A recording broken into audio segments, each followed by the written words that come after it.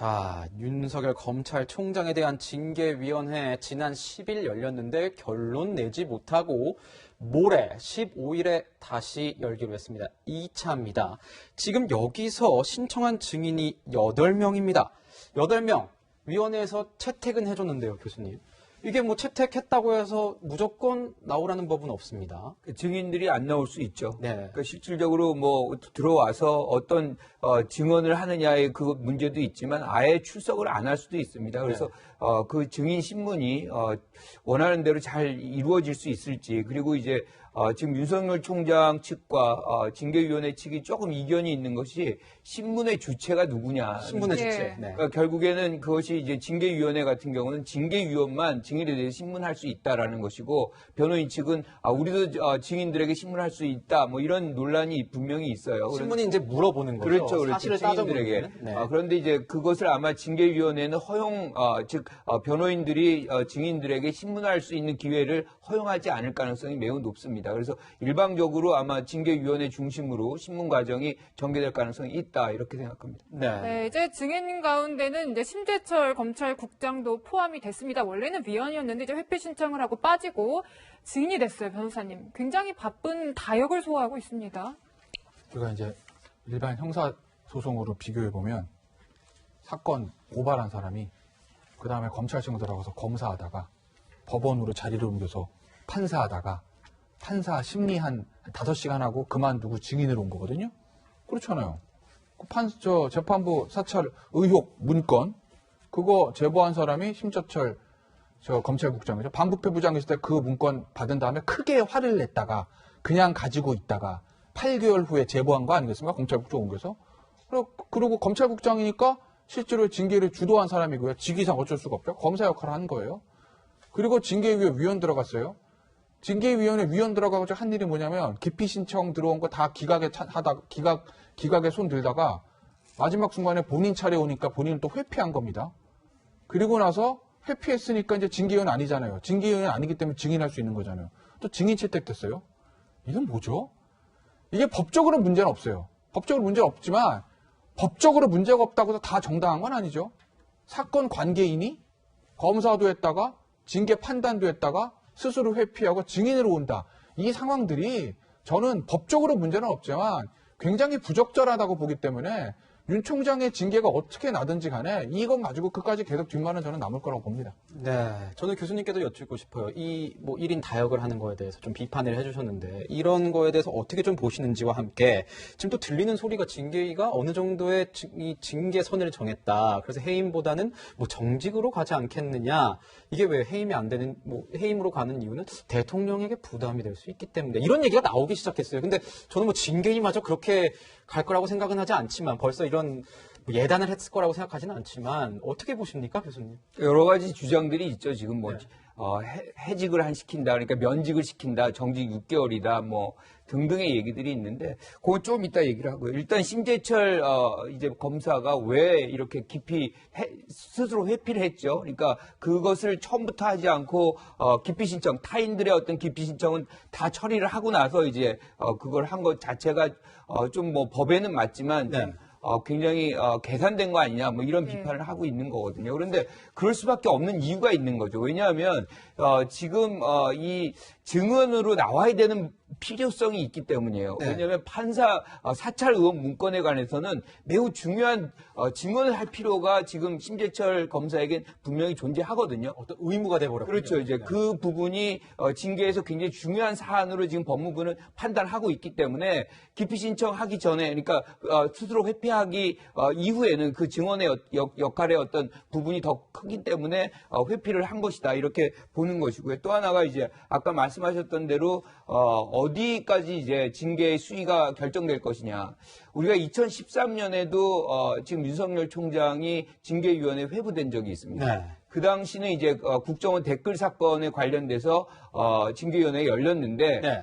그때는 정직 1개월을 받았어요. 근데 그때도 마찬가지로 윤석열 총장이 징계위원 공개해달라, 그리고 기피 신청 받아달라 다 요청했습니다. 네. 아무것도 받아주지 않았어요. 그리고 내용은 지시를 따르지 않았다는 걸로 정직 1개월을 받았습니다.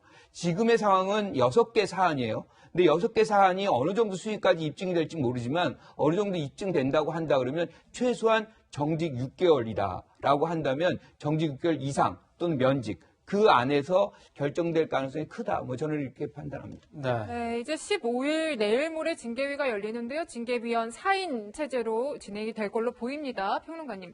근데 여기에 이제 있는 신성식 반부패 강력부장, 신부장이 변수가 될 수도 있다 이런 얘기도 나와요.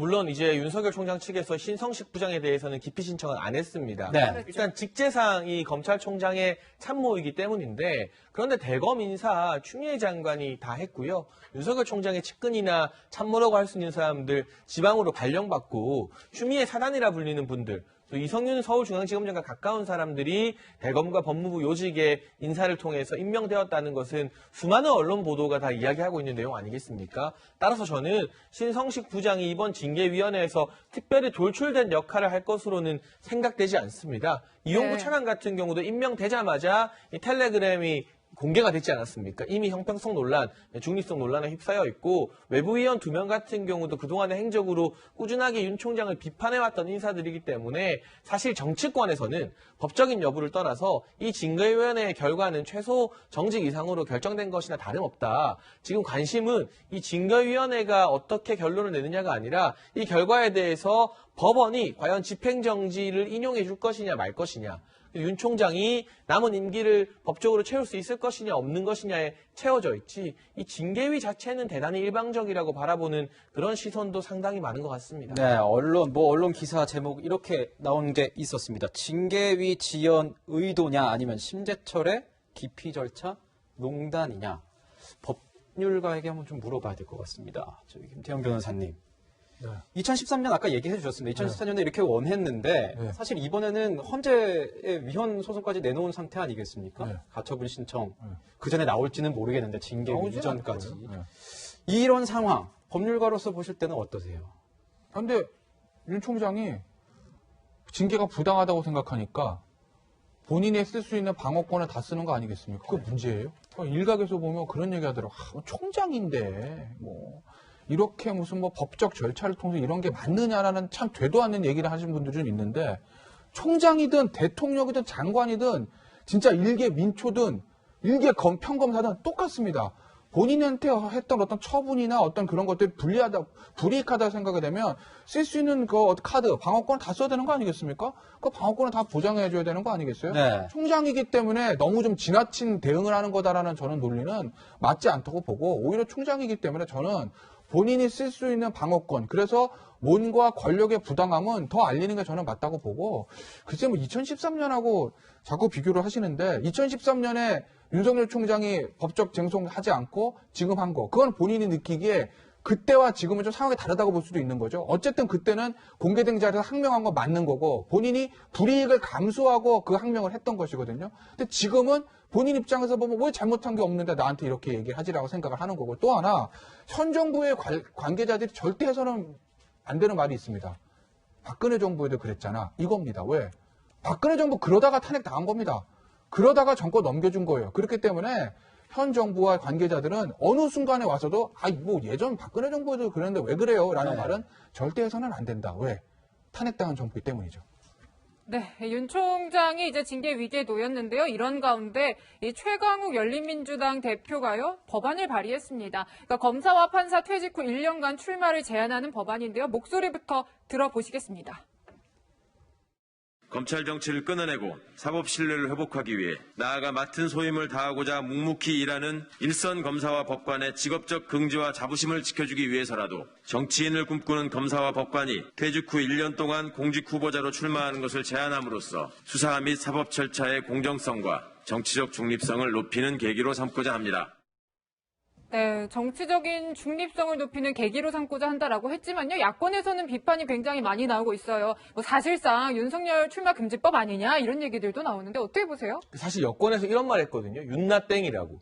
윤석열 나오면 땡큐다. 네, 선주자로 나오는 게 무섭지 않다고 했는데 윤나땡이라고 할 때는 언제고 지금 저러한 법안으로 윤석열 총장 출마의 자유까지 막겠다는 건 그만큼 최근 윤 총장의 어떤 지지율이라든가 이런 기세, 국민적 기대감이 상당히 부담스럽다는 뜻이 아닐까. 그리고 대권 주자는 시대가 내리는 거고 국민이 선택하는 것이기 때문에 저런 식의 어떤 누가 봐도 특정인을 겨냥한 법으로 막으려고 하면 할수록 오히려 윤석열 총장의 몸집을 더 키워주는 역효과밖에 못 만들어낼 겁니다. 그래서 상당히 부질없는 그런 법안 발의 시도라고 생각됩니다. 예, 차기 대선 주자 지지도를 보면 윤석열 총장 28.2%를 기록한 여론조사도 있었습니다. 그만큼 야권의 어떤 주자로 떠오르고 있기 때문에 이런 법안 나오니까 연관성을 짓는 것 아니냐 이런 얘기가 나오는 것 같아요. 교수님 보면은 이 최강욱 대표에 대해서 최로남불 아니겠느냐, 이게 아니냐. 본인도 총선 한 달 앞두고 청와대 공직기관 비서관 물러났는데 왜 이런 법을 내놓는 거냐 이런 얘기 나와요, 교수님. 그렇죠. 저는 그 주장에 동의를 하고요. 지금 말씀하신 대로 사실은 오히려 윤석열 총장을 띄워주는 효과뿐이 만들어지는 것이 없다라고 봅니다. 이게 뭐냐면 결과적으로 피선거권을 제약하는 거거든요. 그런데 네. 피선거권을 제약한다는 건 헌법이 주어진 어떤 피선거권을 이런 어떤 검사나 판사했다 그래가지고 제약되는 것이 보편적으로 맞는 것이냐 그 원칙에. 공무단위권도 문제가 되죠. 그렇죠. 이제 그런 부분에서 위원 판결, 위원회 소지가 굉장히 많기 때문에 이게 법으로 될 가능성은 매우 없어요. 그런데 우리가 이제 그런 취지에 대해서는 이해를 합니다. 왜냐하면 우리가 이제 금융 공무원들을 하면, 금융 담당 공무원을 하면 금융회사의 어떤 CEO로 간다거나 뭐 그런 부분들을 몇 년간 제약하는 부분이 있거든요. 그러니까 그만큼 이제 정관 예우가 사실상 한국 사회에서 많은 영향력을 발휘하고 그 이해관계에 따라서 이제 이익을 집중적으로 누구에게 집중하는 그런 역효과, 부작용들이 굉장히 많았었기 때문에 그런 법들을 만들긴 했지만 그것보다 더 중요한 것이 피선거권을 유지하는 겁니다. 그래서 네. 이러한 부분은 더 많은 논의가 필요한 것이고 지금 최강욱 의원이 이 얘기를 하면 오히려 오해의 소지만 더 커진다. 그래서 정치적으로도 효과도 그렇게 많지 않다. 좋은 방향이 아니다. 이렇게 생각합니다. 네.